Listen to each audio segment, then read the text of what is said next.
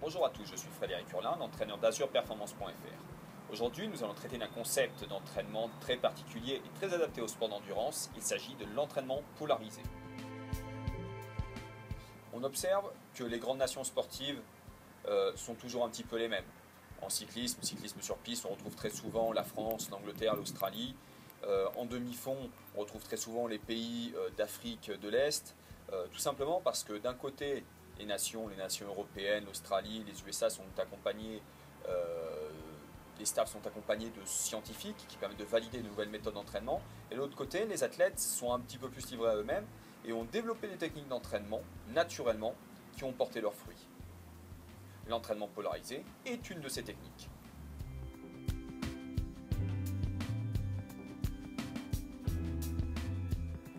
La méthode d'entraînement polarisé est une méthode donc développée d'un côté par du scientifique, mais aussi développée à partir de méthodes d'entraînement beaucoup plus rustiques. Il s'agit de répartir harmonieusement les efforts du sportif pour obtenir trois choses.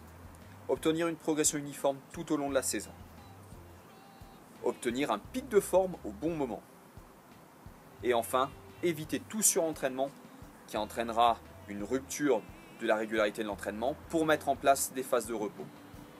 À partir de données physiologiques, sur des entraînements, sur des retours de préparation, notamment sur les préparations olympiques, il a été prouvé qu'une répartition des efforts autour de 3 zones d'efforts engendrait des adaptations intéressantes pour la performance sur le plan bioénergétique.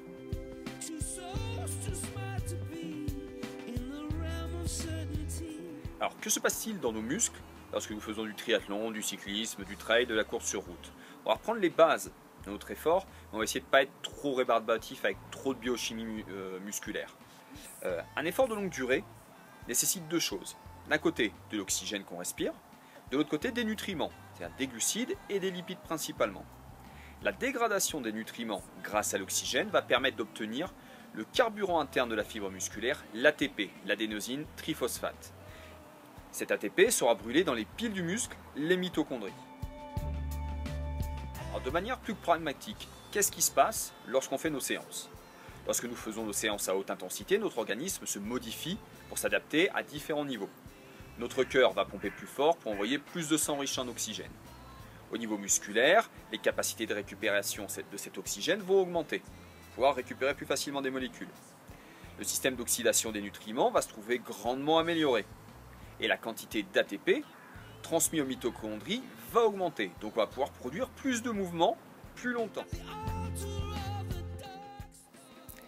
Les efforts de basse intensité, c'est-à-dire les footings souples, les sorties longues à vélo, les randos courses point et trailer, vont aussi avoir un impact sur notre capacité à faire des efforts de longue durée, mais à haute intensité. Notamment un impact sur la création de nouvelles mitochondries, les piles des cellules et notamment des cellules musculaires. Il y aura une augmentation de la biogénèse mitochondriale. À côté de ça, on aura aussi une amélioration de notre capacité à utiliser des graisses, à utiliser les lipides dans un effort. Chose très importante parce qu'on sait que les stocks de glycogène musculaire et hépatique ne sont pas extensibles. Alors, à partir des travaux de Seller ou de tous les travaux sur les faibles et fortes charges d'entraînement, on va essayer de reprendre quelques principes à notre propre compte. Aujourd'hui, on sait que, notamment chez les marathoniens qui valent entre 2h05 et 2h11, ou chez les meilleurs coureurs sur 5000, 10 000 sur piste, il y a quelques principes d'entraînement qu'on peut réutiliser. Notamment que 90% du volume d'entraînement se fait à une intensité inférieure à l'intensité de course.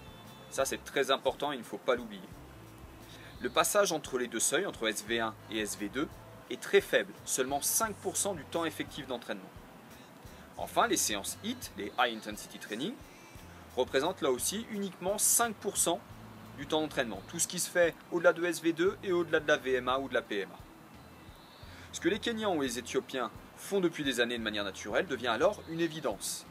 Et tout ça, ça a été prouvé dans un second temps, notamment par les travaux menés en Angleterre, en France ou en Scandinavie.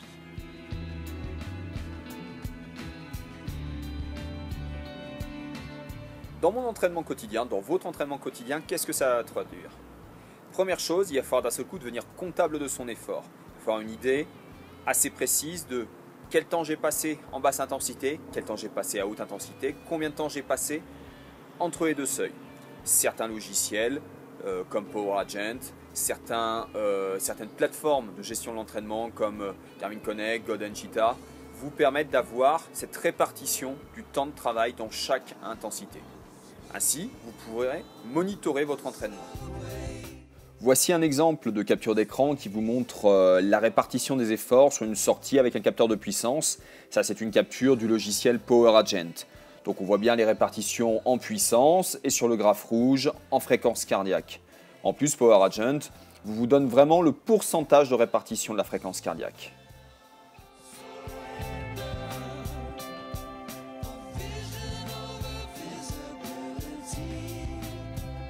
Pour ma part, dans le travail que j'effectue dans la préparation des athlètes, j'essaye vraiment d'être comptable de leur effort. J'essaye de regarder séance après séance, semaine après semaine, bloc après bloc, le temps passé dans chacune des 3 zones d'entraînement. Et j'essaye ainsi d'évaluer a priori le pourcentage de temps passé dans la zone 1, dans la zone 2, dans la zone 3. Et lorsque j'ai le retour des sportifs, je m'assure a posteriori qu'on a bien respecté cette répartition. Si ce n'est pas le cas, je n'hésite pas à changer légèrement les séances qui vont arriver derrière pour essayer de retrouver une répartition équitable. En conclusion, ce qu'on peut dire, c'est que quand même les avancées en matière de recherche appliquée à l'entraînement permettent aux entraîneurs et aux sportifs de borner un petit peu mieux, de cadrer un petit peu mieux leurs entraînements. À partir des données que je vous ai proposées, on comprend un petit peu plus pourquoi souvent on est performant et pourquoi on ne l'est pas dans d'autres moments, pourquoi on est un petit peu plus fatigué. Peut-être tout simplement parce qu'il y a un moment on n'est pas dans les bonnes fourchettes et on va aller chercher plus dans le surentraînement, ce qui fait qu'en compétition on sera un peu vidé. J'espère vous avoir apporté quelques données sur l'entraînement polarisé. N'hésitez pas à poser des questions juste en dessous de la vidéo en commentaire, j'essaierai d'y répondre dans une prochaine vidéo. N'hésitez pas aussi à visiter mon site azurperformance.fr si vous êtes à la recherche de plans d'entraînement cyclisme, triathlon et trail. Je suis là pour vous aider. Bonne journée!